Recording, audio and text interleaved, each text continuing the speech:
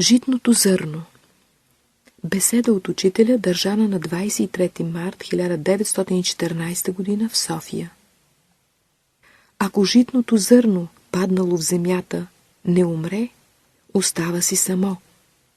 Ако ли умре, принася много плод. Евангелие от Йоанна, 12 глава, 24 стих. Житното зърно е емблемата на човешката душа. То представлява велика история в развитието на природата. Ако вие можехте да разгърнете листа на житното зърно, да проследите неговата история, щяхте да разберете напълно историята на човешката душа. Както житното зърно пада в земята и умира, както то пониква, израства и дава семе, същото става и с човешката душа. Може би пред вас житното зърно да представлява нещо много скромно, нещо, което няма никаква цена, една 16-хилядна част от килограма. На колко бихте спаднали неговата цена, когато 1 килограм струва 1 грош? Обаче в житното зърно има сила, възможност, дух на самоотричане, с която сила то храни себе си и другите. И когато вие седнете на трапезата, не мислите никак за житното зърно, не знаете каква радост то внася във вас, какви мисли то носи. Вие не знаете неговия произход. Хората не го оценяват. Кокошките също. Никой не го оценява. Но то е една велика загадка в света. Сега, какво се крие в това житно зърно? То е емблемата на живота. И ако вземем българската буква Ж, с която начева думата, тя напълно съответства на житното зърно. Долу крачета, корени, горе 2 клончета. Когато го посеем, то ни показва на къде трябва да се стремим. Житното зърно ни казва, че трябва да се стремим към оногози, от когото сме излезли, към Бога. Че да се стремим към Бога, трябва да се разклоним, да пуснем клончета, да зацъфтим, да вържем храна за света. Тоест, да помагате и да се жертвате за своите ближни, както аз правя. И зато и казва Христос на друго място: аз съм жив хляб, който съм слязал от небето. И хлябът от какво става? От житното зърно. Съвременните хора казват, че техният живот е нещастен. Всички са недоволни, и царе, и князе. Като започнете от най-високия до най-долния, все искат нещо и като им се даде, пак са недоволни и пак искат. А попитайте ги, защо са недоволни. Търсят нещо повече. Но нека се обърнем към историята на житното зърно. Когато го посеят в земята, какво бихте казали, ако бихте били на негово място? Ще кажете: свърши се с нас, изчезна нашия живот, изгни. Но в житното зърно има повече вяра, отколкото у нас. Когато е погребано в почвата, то гние и се сплува, но веднага разбира езика на слънцето и щом първите негови лъчи се появят, казва си: аз няма да умра, аз ще възкръсна и ще принеса плод за други. И в него се заражда енергия и то почва да се стреми към слънцето. Завързва, узрява. Но хората не го оставят, вземат сърп и го изрязват. Неговите страдания не се свършват до тук. След като го ожънат, стягат го в снопи, после бодват го с вилите и го мятат в колата, занасят го на гумното и го слагат едно връз друго на големи, като планини, купи. След това прекарват над него коне и дикани. Вършеят го. Какво бихте помислили вие, ако бяхте на негово място? През този процес минава и човешкия живот. Ще попитате, защо трябва да минем през всичкия този процес? Човек трябва от този пример с житното зърно да извлече поука. Минат диканята и копитата на коня над житното зърно, извадят го и го слагат в хамбара. Но мъките му и тук не свършват. Пресяват го, лошите зърна падат надолу, хубавите остават отгоре. Турват го в чували и хайде на воденицата, под ония два тежки камъка да го търкат и смажат съвсем. Ако бяхте на мястото на житното зърно, какво бихте казали? И това било живот и свят, който Господ е създал. Но житното зърно има велико търпение. То казва: вие ще видите каква е още моята история. Изваждат го из воденицата на брашно. Донасят го вкъщи, но пак не го оставят на мира. Запретне се сега пък жената със своето сито. Пресява го, едно хвърля, друго изсипва в нощвите, туря му квас и замесва хляб. Вие да сте на мястото на житното зърно, ще кажете: нашите страдания се свършиха вече. Не. Като в таса, хайде в пеща вътре, и като го извадят оттам, виждате уния хубави самуни. Ако сте на мястото на житното зърно, ще кажете: най-сетне нашите страдания се свършиха. Но като мине малко, почват да чупят тия хубави самуни и да ядат. Житното зърно по такъв начин влиза в стомаха. Образуват се сокове, които влизат в нашия мозък. И какво става? В него се образуват велики мисли, в нашето сърце нови желания. Житното зърно носи дрехата, която облича нашите чувства. То се излива в перото на писателите и поетите, излива се в лъка на цигуларя. Ето това дава житното зърно. И ако това зърно не беше прекарало процеса на това развитие, никога не бихме видели тия хубави неща в природата. Защо? Защото житното зърно ни дава сила да гледаме и виждаме. Затуй казва Христос: аз съм жив хляб. А за да бъде човек жив, трябва да бъде в общение със своята среда, да се впусне в нея, да помага и да му помагат. Както житното зърно е минало през този процес, и ние трябва да се жертваме по същия начин. И жертвоприношението не е толкова тежко. Сега нека се обърнем към историята на Христовия живот, към историята на еврейския народ. Как ще си обясните това противоречие? Един народ чака с 1000 години своя избавител, своят цар, да дойде и да му даде свобода, а в това време, когато той се явява, именно еврейските първосвещеници и князе се оплакват против него. Вие бихте казали, че ако Христос би дошъл в наше време, щяхте да постъпите по-добре. Съмнявам се. И ще ви приведа един факт. Виждате как постъпва мъжът с жена си и обратното. И вече знаете как щяхте да постъпите с Христа. Когато истината се яви в света, тя няма да се облече в празнична премяна, а в най-скромната дреха. И затова Христос се яви между еврейския народ в тази проста форма.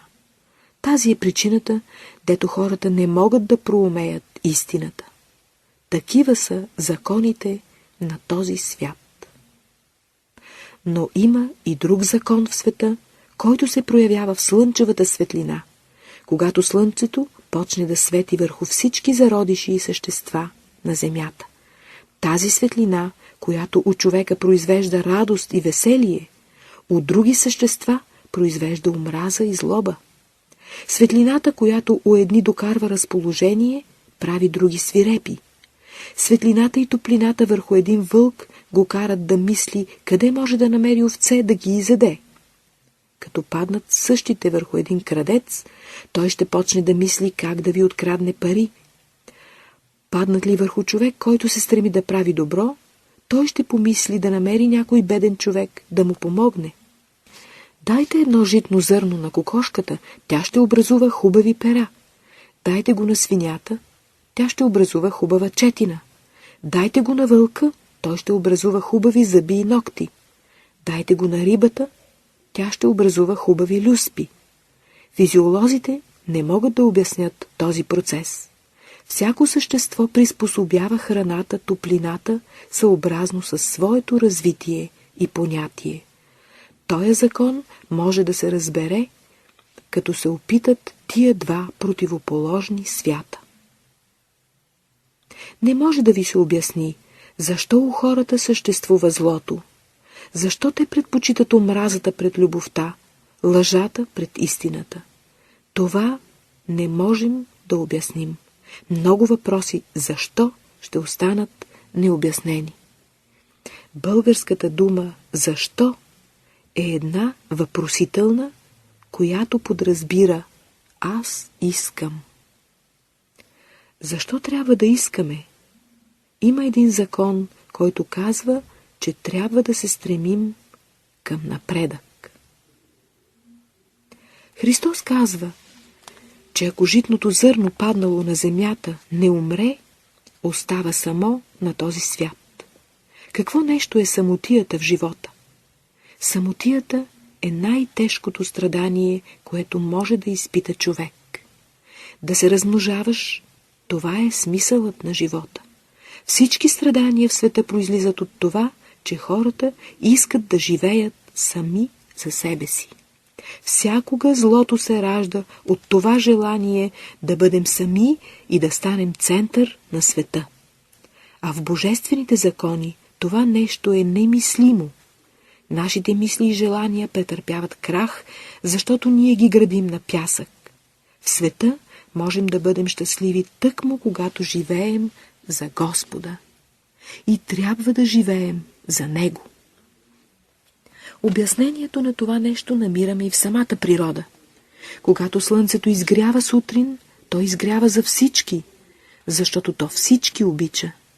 То е внимателно към всички същества, от най-низшите до най-висшите, и затова всички отправят очи към него.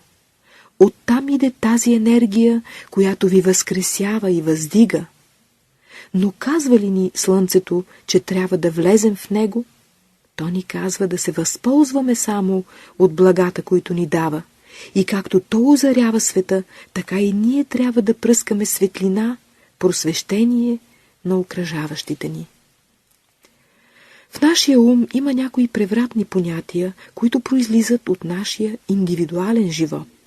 Например, ако влезете в една къща, в която има само един прозорец, а има посетители 20-30 души, вие ще им кажете: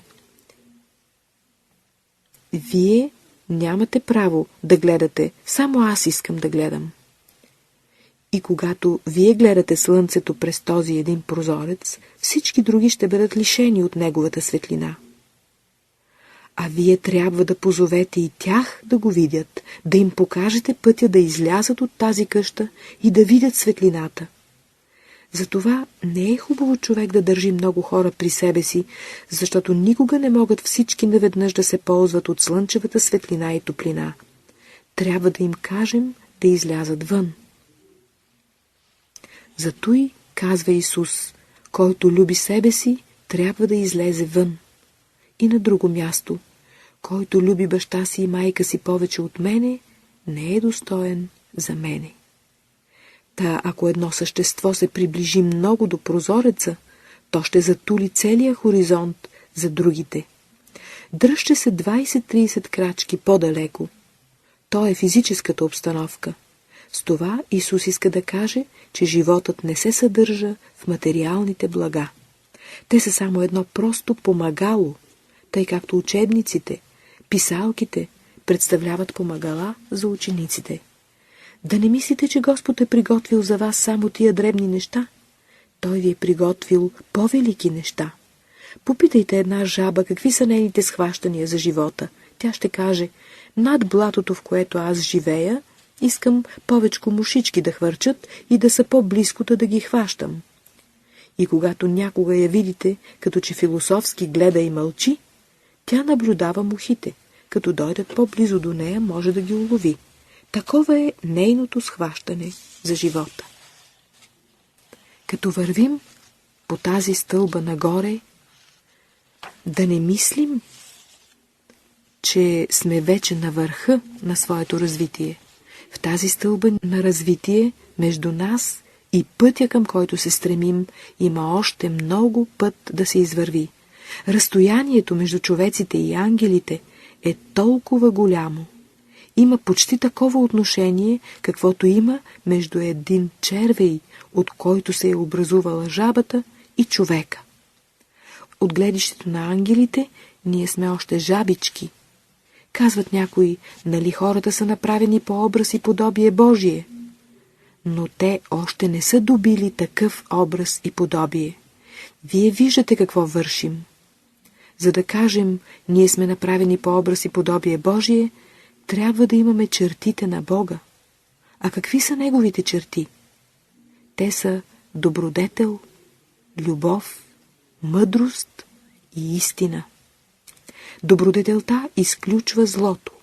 Любовта изключва омразата. Мъдростта изключва безумието. Истината изключва лъжата. Изключени ли са тия неща у нас, ние имаме подобие Божие. Не са ли изключени, ние сме още жабички. Нямам нищо против тази жаба, тя трябва да яде мухи. И защо тя да яде мухи? Ще ви кажа. Понеже мухата, като хвърката, живее в едно положение по-високо, то жабата, като има и тя стремеж да хвърчи из въздуха, иска да възприеме вибрациите на мухата, да ги развие и да хвърчи. Защо вълкът яде овце? Той трябва да яде овце, за да стане кротък, защото като ядем добри работи, ставаме добри.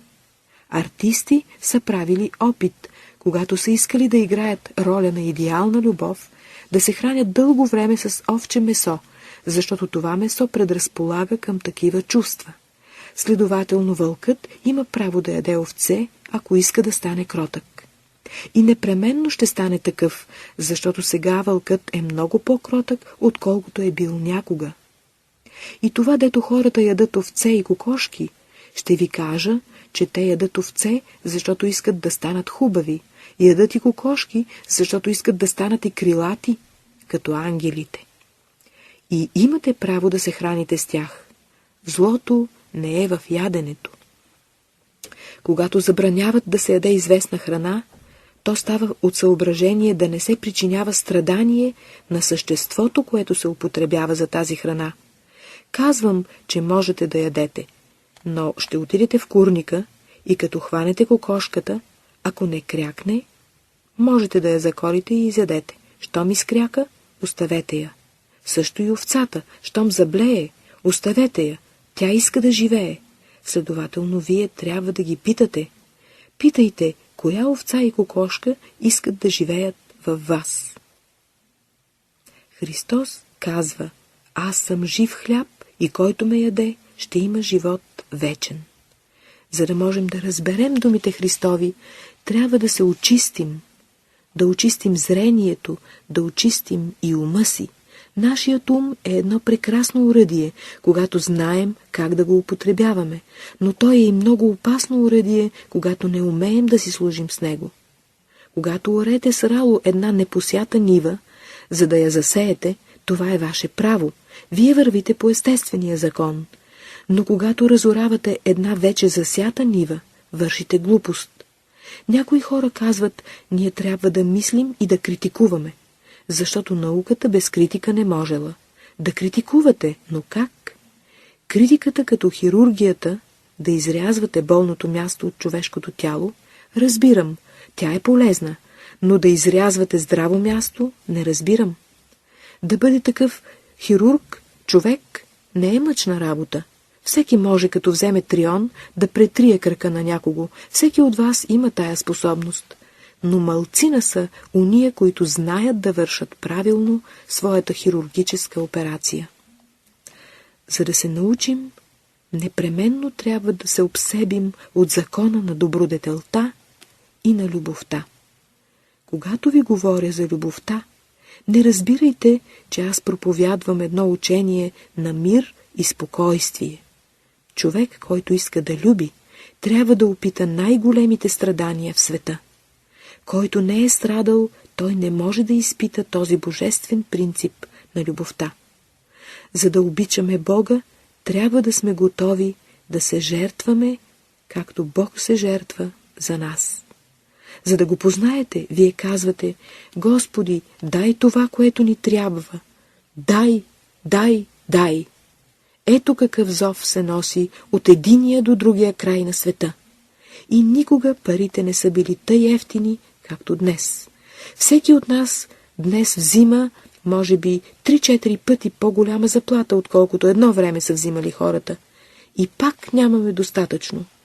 Парите са обезценени, защото няма какво да съответства на тях. А то трябваше да искаме жито, царевица, круши, ябълки. Вие казвате: Господи, искам да бъда красив, искам да бъда богат. Вие искате да обсебите много неща. А знаете ли, че то е нещастие за вас? Защото, щом станете богати, всеки ще мисли да ви направи зло.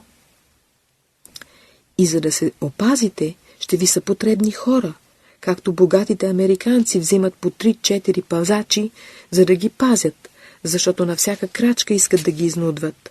А нам трябват не богатства, а уния основни неща, които правят живота добър. Ние сме изоставили развитието на своето сърце и следователно трябва да се върнем към този основен принцип – да развием и облагородим сърцето си. Злото не се гнезди в ума, а в сърцето. Всеки от нас трябва да попита своето сърце какво то желае. Нашето сърце се е покварило по наша вина. Ние сме го накарали много пъти, като слугините, да лъже, да мисли зло и тъй нататък. Господ казва в писанието: Сине мой, дай си сърцето. Той познава и вижда грешките на хората и иска от нас не друго, а да му отворим сърцето си, да влезе той в него. Ще кажете: как? По същия начин, както отваряме прозореца да влезе светлина в нашата стая. Казано е: стая, където влиза светлина, лекар не влиза, болест не царува. Или, където светлината не влиза, оттам лекар не излиза. Също тъй в онова човешко сърце, в което е влязал Господ, дявол не влиза. Господ е именно лекарят в този смисъл. Лекарят, като дойде, каже: ти трябва да ядеш повече, трябва да пиеш повече, трябва да направиш еди какво си и еди какво си. И ние търпим, докато най-после гръбнакът ни се пречупи. Ние често мязаме на онзи камилар, който пътувал през пустинята и чиято камила едва носела товара. Като намерил на пътя една лисича кожа, метнал я отгоре на камилата, но от това гръбнакът на камилата се пречупил и товарът останал тогава в пустинята. Гърбът на камилата може да носи само известно количество тежина. Камилата, това сме ние. Ние сме, които пътуваме. И ако турим на гърба си повече товар, отколкото можем да носим, един ден ще спънем своето развитие. Аз с това не ви препоръчвам сиромашия. Аз ви препоръчвам богатства в трояко направление. Не само физическо, но не само умствено, но и духовно. Небето иска такива богати хора, защото те могат да бъдат щедри. И когато Христос казва: събирайте съкровищата, Той разбира такива съкровища. Влагайте този ваш капитал в небето, за да може Бог от лихвите да храни бедните хора на земята. Не са ангелите, които изработват вашето спасение. Вие сами трябва да извършите това. И имаме всички условия да го извършим. Законът не е да бъдем всички еднакво учени. Всеки трябва да знае толкова, колкото му е потребно. Някой казва: мозъкът ми е малък. Аз му отговарям: ако не можеш да гледаш малък кон, как ще можеш да гледаш по-голям? Ако имаш малко сърце и не можеш да го управляваш, как ще управляваш друго по-голямо сърце, което има по-големи желания? Какво трябва да правим? Не трябва да мислим за бъдещето, а да използваме всички блага, които ни дава днешния ден, за добро. Той ни носи всички бъдещи блага. Законът е такъв, че Бог, който е дал условия за този ден, ще ги даде и за другите дни. Няма защо да мислим какво ще стане с нас в бъдеще, а трябва да бъдем спокойни. Има известни закони, които регулират отношенията на хората. Че може някой да направи плакост, това не е никак произволно, то ще стане по самия закон. Всяко нещастие обаче ще ви донесе благословение. Всяка мъчнотия ще разкрие за вас нов хоризонт.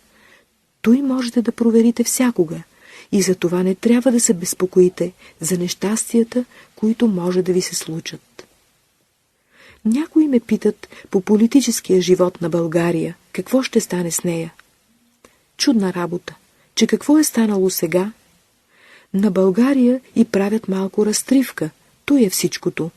Снели са и малко от товара, дали са и нова опитност и задача за разрешение. Ние не седнем да мислим разумно върху законите, които регулират живота, а търсим виновните. Кой е виновен? Кажете. Виновните сега няма да ги намерите. Виновен е индивидуалният живот на човека. Когато човек иска да стане цар на хората, той е виновен. И оня, който иска да свали един цар, и той е виновен. Безразлично е за нас кой е цар, един или друг, трети или четвърти. Всички вървят по един и същи път. Не казвам, че човек не трябва да желае да стане цар или царица, но кому? На себе си, на своя ум, на своето сърце, на своята воля. Как са вашите поданици? Вашите мисли, чувства и желания, подчинили ли сте ги?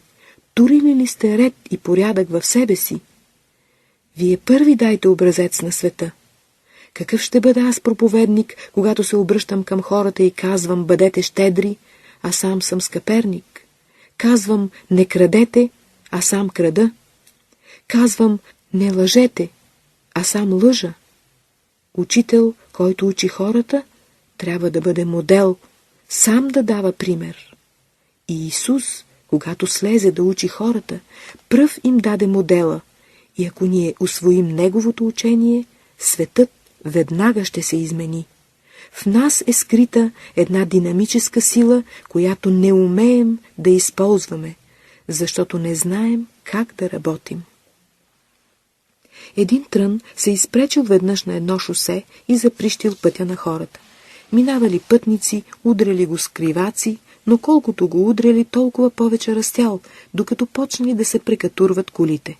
Намерили се всички в чудо. Но дошъл един търнокоп и казал: и аз да покажа своето изкуство. И започнал отдалеч да подкопава корените. Трънът отначало почнал да се смее и да си дума: толкова хора нищо не можаха да ми направят, та ти ли ще ме оплашиш? Но търнокопът копал по-издълбоко и трънът по едно време рекал: този майчин син ми намери слабото място. Докато и вие не турите търнокоп да работи във вас, всякога трънът ще ви се смее и ще казва: аз ще израсна повече. Това е една алегория, която трябва да схванете. Кой е този търнокоп? Мислете и ще намерите. Ние трябва да бъдем винаги на мястото на съдия. Например, в американската гражданска война довели двама престъпници. Единият бил сляп, другият без крака. Престъплението им се състояло в следното: ходили да крадат ябълки. Градинарят ги хванал и ги докарал пред съдията, но слепият взел да казва: аз съм сляп, аз не крадох ябълки, но си прострях ръцете и взех някои от земята. А онзи без краката взел да вика: аз нямам крака и не мога да ходя да крада. Съдията, след като размислил, рекал: турете куция върху гърба на слепия. И добавил: този, който има очи, е намерил ябълката, а онзи, който няма крака, а има ръце, е брал ябълките. И действително, така са ги хванали. Такъв е и човекът. Всеки отделно се състои от две същества, едното сляпо, другото без крака. И когато Господ ги хване на местопрестъплението, всяко от тях взема да казва: Не съм брал, не съм пипал, не съм стъпил с крак. Но Господ казва, торете единия върху другия и така ги съди. Кой е този без очите? Човешкият инстинкт. Кой е онзи без краката? Човешкият ум. И двамата кажат, хайде да пооткраднем. Качат се и тръгнат да крадат ябълки. И като ги хванат, единият казва, защо ме биете? И другият казва, защо ме биете? Но и двамата са виновни. Еволюцията е потребна за нас. Нас ни очакват по-големи блага, но трябва да станем доста умни, доста добри, да възмъжеем, за да ни се повери това наследство. Тия 3 неща, които изброих – добродетел, правда, мъдрост – са велики богатства и когато вие ги притежавате, ще бъдете здрави и щастливи. Но ще кажете, как можем да приложим това учение в света? Не се изисква от нас ние да оправим света. Светът е оправен, в света няма анормалности, всичко върви по определен ред. Събитията, естествени или политически, знаем защо идват. Няма защо да обръщаме той течение. Но едно е необходимо – индивидуалното изправление на личността в света, била тя мъж или жена. Когато се изправи личността, ще се изправят нейните деца, синове и дъщери. А когато се изправят и техните ближни, и целият свят сам по себе си. Какъвто е квасът, такова ще бъде и заквасеното. Този е принципът, който е положил Христос. И Христос действа, за да се осъществи този принцип. И както една какавида се подеме и се преобразува по-нататък, така и светът ще се подеме и ще се измени към по-добре. В този свят има голямо безпокойствие, защото всички уния, които не могат да завият пашкул, се опасяват как ще прекарат зимата, която наближава. Преобразуването, следователно, трябва да стане в нашия ум, в нашето сърце, в нашата воля. И когато стане това преобразуване, ще почувстваме, че у нас има известна вътрешна сила. Ние тогава ще дойдем в съприкосновение с уния по-висши същества, които са напреднали и които наричаме светии. Като влезем във връзка с тях, нашият ум ще се просвети, както учениците се просветяват между своите учители. Светиите са учители на човечеството и ние в синца трябва да се ръководим от тях. Те учат света как трябва да живее. Но ще кажете вие, къде са тия учители? На кое място са? Не им виждаме образите в черква. Всяко нещо си има сянката и по нея ние можем да намерим предмета. Вашите желания в света са една сянка, вашите стремежи също. Вие искате да разберете същността. Трябва да вървите по закона. От сърцето нагоре към вашия ум, да мислите за Бога. Как да си представим Бога? Ние можем да си го представим като най-добър, съвършен човек, в когото няма никаква злоба, никаква омраза, който обича хората, както истински баща обича децата си. Такова е отношението на Бога спрямо нас. Как мислите вие, Той слуша ли ни сега или не? Той слуша и работи в нашите умове. Разположението, което имаме всеки ден, се дължи нему. Както слънцето ни разполага добре всеки ден, когато изгрее, така и щастливите минути в живота се дължат на това вътрешно слънце, което ни е огряло. И в духовния живот има изгряване и залязване. На зряла възраст слънцето възхожда, вие сте на пладне. В старост вие залязвате, за да изгреете пак. Господ ще изгрее в сърцата и умовете на мнозина, но и за мнозина пък няма да изгрее. Уния, в които Господ изгрее, ще почувстват радост и веселие, а уния, за които няма да изгрее, ще кажат: за нас животът е нещастие, скръб, страдание. Те трябва да почакат. Защо? Защото няма от тях условие да изгрее, защото ако изгрее преждевременно, ще бъде нещастие за тях. По-добре е сега да си починат. Не казвам, че ще умрат, ни най-малко. Аз ви цитирам един закон. Когато се говори за залязване, всеки мисли за умиране.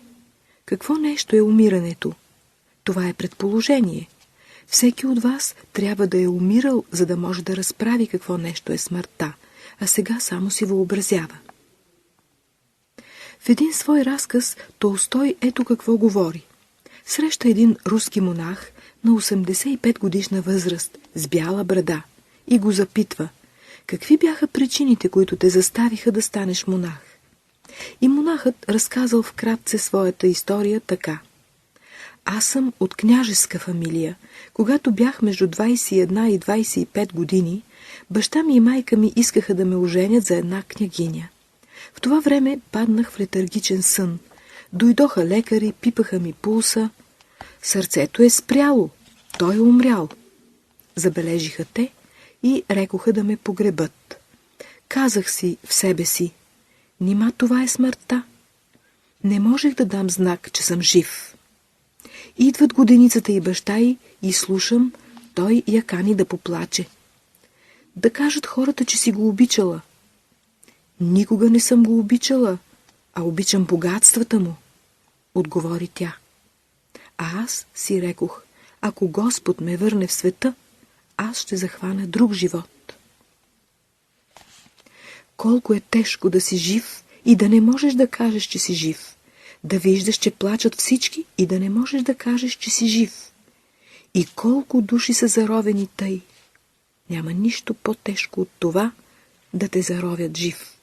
Най-голямото нещастие е да останеш с дни и месеци в земята и да не можеш да се освободиш от тялото. То е най-тежкият затвор – ад. Ако бяхме чисти, щяхме да знаем кога душата е излязла от тялото и никога нямаше да имаме такива страдания. След като каже лекарят, че болникът не е жив, отведнъж хората рекат: вдигайте го. Ще му направят красив ковчег и с песни и музика ще го отнесат. Те остава тяхната любов. Това е любовта на ближните и на обществото. Някой казва: аз ви обичам. Как? Както котката обича мишката или както вълкът овцата. И то е любов. Но то е любов такава, от която светът страда. А любовта, която е потребна на света, е да обичаме другите и да им помагаме да бъдат щастливи, както ние сме щастливи. И зато Исус е казал: онзи, който вярва в мене, ще прави това, което аз правя. И онзи, който мене люби, ще го възлюби и Отец мой, и ще дойде и направи жилище в него. Вие казвате: какво ще стане с България? Аз ви питам: какво ще стане с вас? Не знаете, че дяволът е взел всичката ви собственост, продал ви е дори кожата, а питате какво ще стане с България. България, това сте вие.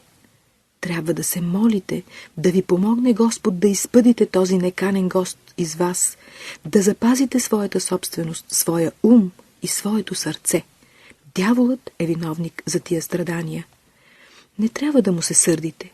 Аз го похвалвам само в едно нещо, че е много работлив, не се обезсърчава. Ако го изпъдите из една врата, влиза през друга. Ако не сполучи по един начин, търси друг, трети, четвърти. Ето една отлична и насърчителна негова черта. И Господ казва: вземете пример от него, той е учител на хората, учи ги и ще научи всинца. Като ви лъже, най-сетне вие ще кажете: научихме твоите лъжи и не можеш вече ни излъга. Един рекал на един свой приятел: моята маймуна не можеше я излъга. Отива приятелят му при маймуната, почва да се преструва, че спи, зажумява и маймуната, а той задига парите. Връща се господарят и я набива хубаво. Втори път маймуната си отваря хубаво очите, не замижава, защото знае, че има дърво. С опитността, която имаме в света след страдания, когато дяволът дойде, ще му кажем: моите очи са отворени. Когато почнете да страдате, казвайте: Още не съм минал целия процес на житното зърно. И когато вашите мисли и вашето сърце се преобразят и станат прекрасни, тогава ще добиете образа и подобието Божие. Тогава Бог ще ви възкреси, тъй както слънцето съживява посятото житно зърно.